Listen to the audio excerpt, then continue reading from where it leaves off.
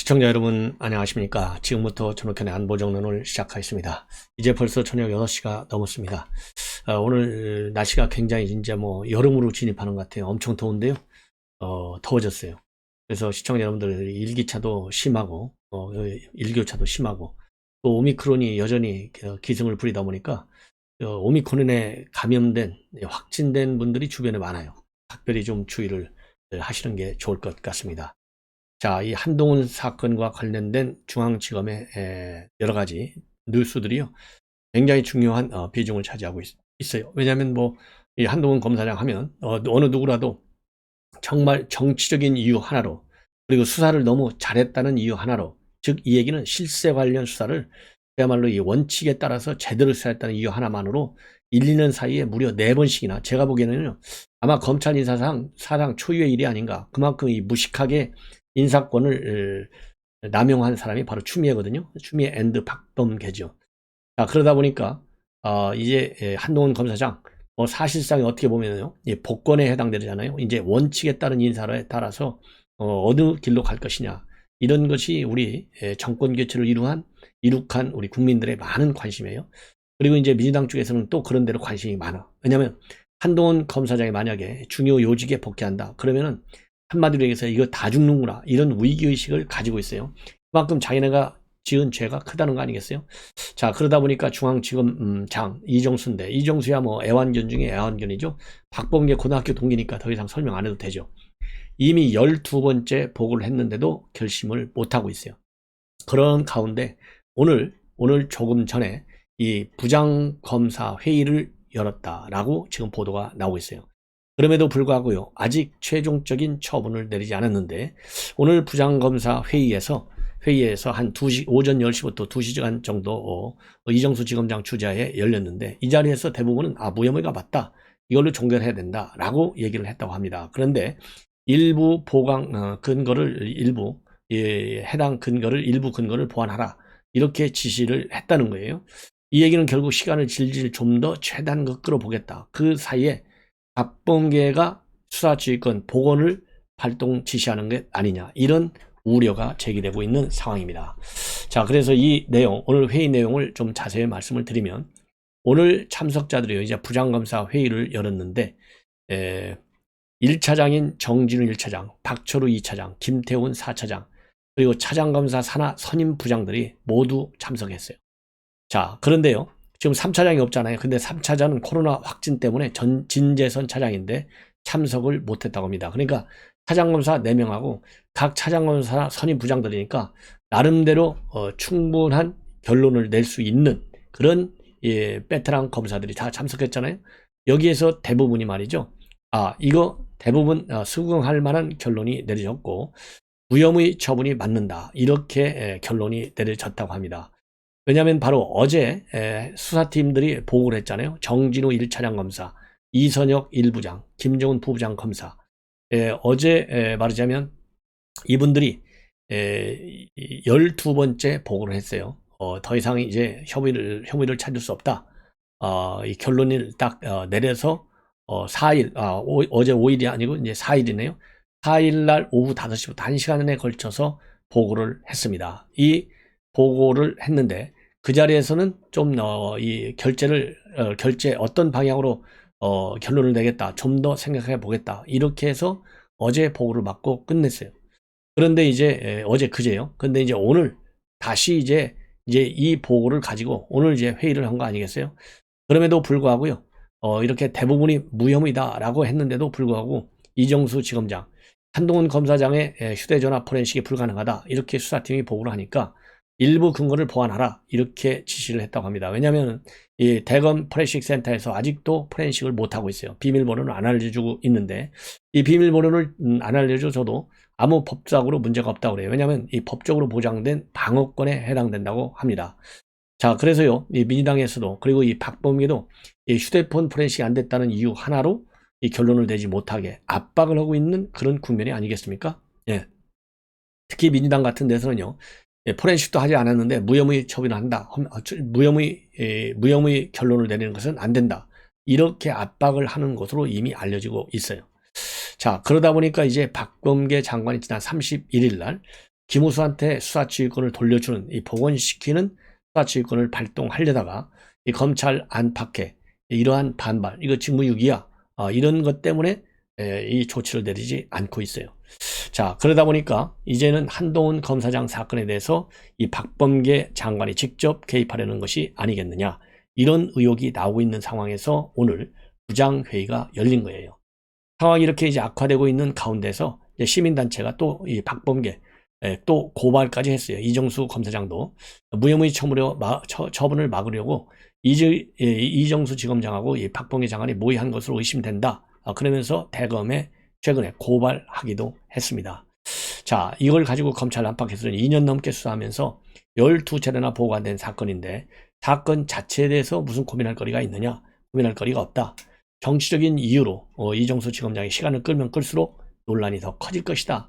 이런 이 비판적 시각이 법조계에서 지금 대대적으로 야기되고 있는데, 이와 관련해서 말이죠. 이 박범계 장관 오늘 출근길에 또 기자들이 물어봤어요. 그랬더니 어제는 특정인에 대해서 질문하지 말아라, 답변을 안 하겠다, 이렇게 했잖아요. 근데 오늘은 질문 자체가 공정하지 못하다, 이렇게 또 반박을 하는, 이걸로 보면요, 이 박범계가 또 이 청와대 문재인 대통령, 청와대하고 모종의 뭔가 또 음모가 꾸며지는 것이 아니겠느냐. 왜냐하면 여론이 지금 비등하고 있잖아요. 그렇기 때문에 상당한 의심이 간다, 이렇게 볼 수밖에 없어요. 그러면은 박범계 장관이 오늘 출근길에 뭐라고 얘기했느냐? 질문이 공정하지 못하다. 왜냐면요, 수사지휘권 복원하는 거하고 한동훈 검사장의 처분 이렇게 연결 짓는 거, 여기에 대해서 당연히 여론이 지금 있지 않습니까? 왜냐하면 검사장의 무혐의 처분을 막으려고 지휘권을 복원한다, 이렇게 되어 있잖아요. 그러니까 이런 질문을 하니까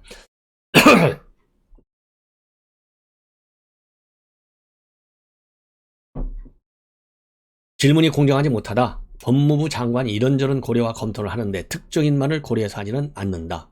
이렇게 입장을 밝히고, 이 방어권도 중요하지만, 이 얘기는요, 한동훈 검사장이 포렌식 비밀번호 안 알려주는 걸 얘기하는 거예요. 방어권도 중요하지만 실체적 진실을 밝혀내는 것도 중요하다. 실체적 진실은 이 검언 유착이 있다는 거죠. 그래서 이 뒤에 윤석열 총장이 있다, 이런 의혹이잖아요.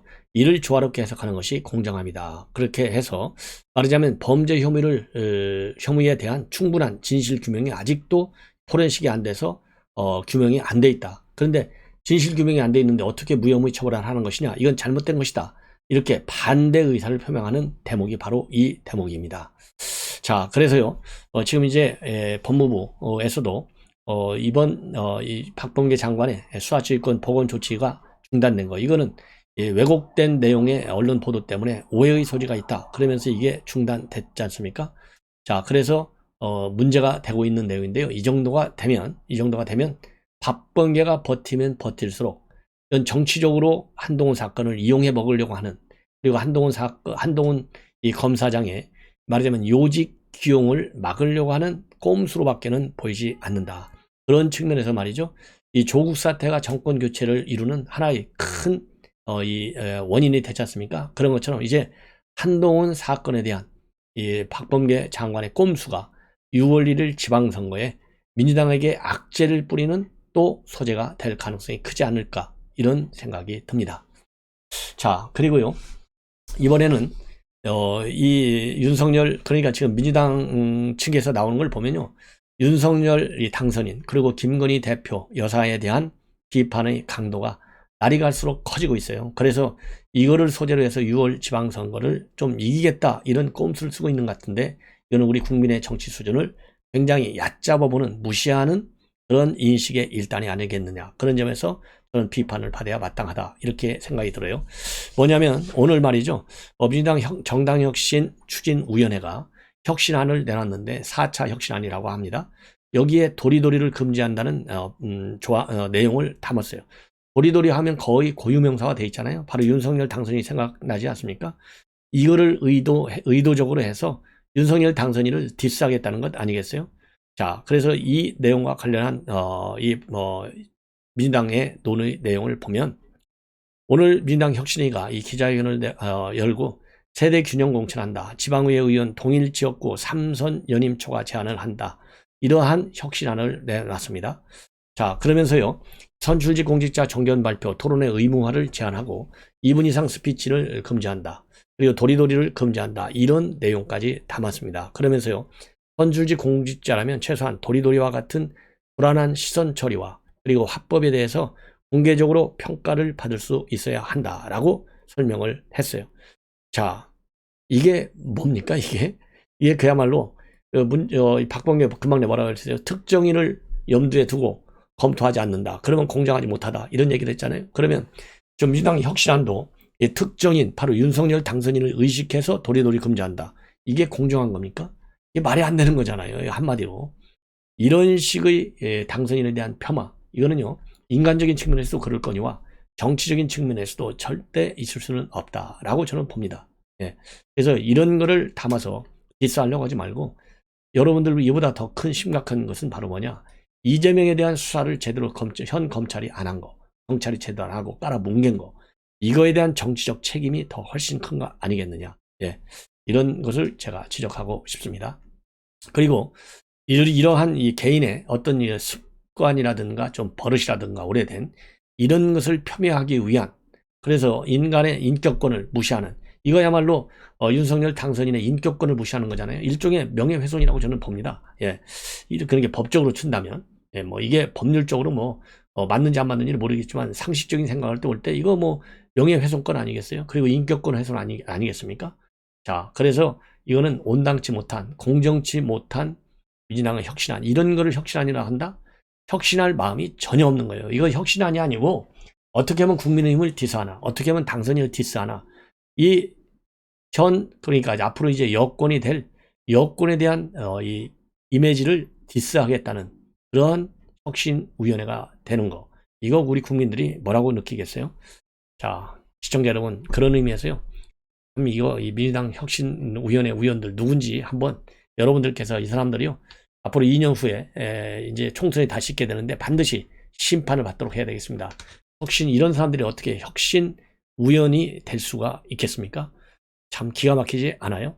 제4차 혁신안을 발표했는데 윤영덕 의원, 그 다음에는요 오성일 의원, 그 다음에 홍창민 혁신위원, 그 다음에 장경태 의원, 민영배 의원, 유정주 의원, 이런 사람들이 말이죠, 오늘 혁신의 4차 혁신안을 발표할 때 해석한 장본인들입니다. 그래서 윤영덕, 오성일, 홍창민하고 오성일은요 현역이 아닌 거예요. 그냥 혁신위원으로만 돼 있고, 현역 의원은 윤영덕, 장경태, 민영배입니다. 자, 이런 사람들 꼭 좀 이름 좀 여러분들께 기억해 주십사 부탁의 말씀을 드립니다. 이제 이 고민정 참 매일같이 이런 수준이 참 청와대 대변인이라고 배치가 달고 있으니 기가 막혀요. 그러지 않아도 지금 휠체어 장애인들 시위를 계속하고 있고, 이제 이준석 당 대표하고요, 그 다음에 전장현 공동대표인 박경석 이 대표가 13일 날 오후 3시에 JTBC 썰전을 통해서 생방송 1대1 토론을 붙어요. 장애인 이동권을 두고.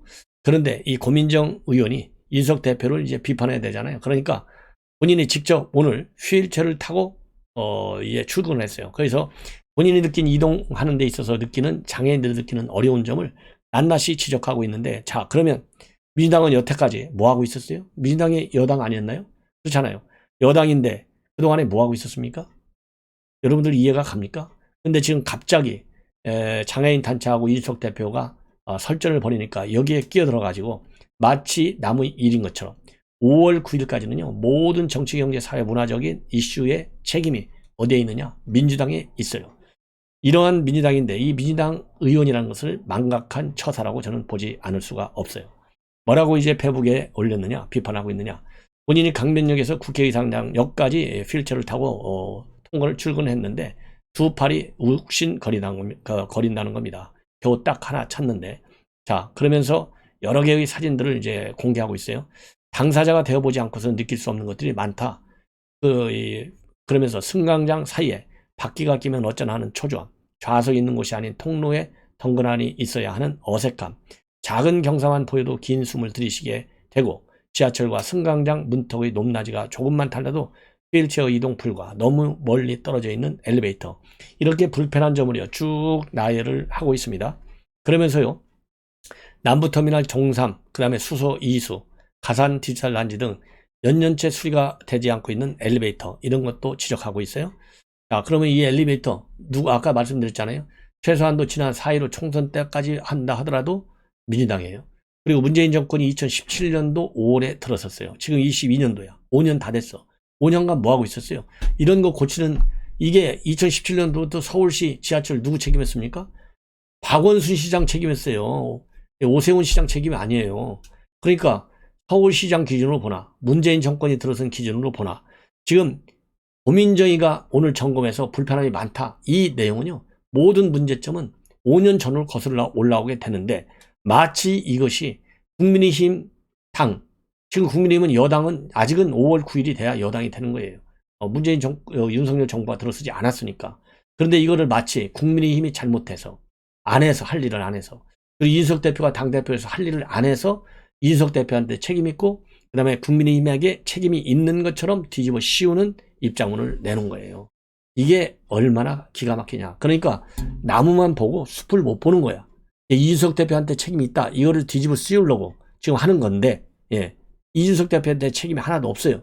이준석 대표의 책임이라고 하는 것은 장애인 단체와 설전을 벌인 거, 이거가 조금 과하다, 이런 비판을 받는 거예요. 그러나 이런 시설적인 측면, 운영적인 측면에서의 장애인의 이동권을 제한하는, 좀 불편하게 하는 이 모든 책임은 민주당과 문재인 대통령한테 있는 거예요. 그 다음에 박원순한테 있는 거예요. 아니, 박원순이가 지금 몇 번 서울시장을 했어요? 3선으로 들어가 있었지 않습니까? 야, 이걸 보면 이게 고민정 의원이 제정신인지 알 수가 없어요. 그러면서 말이죠.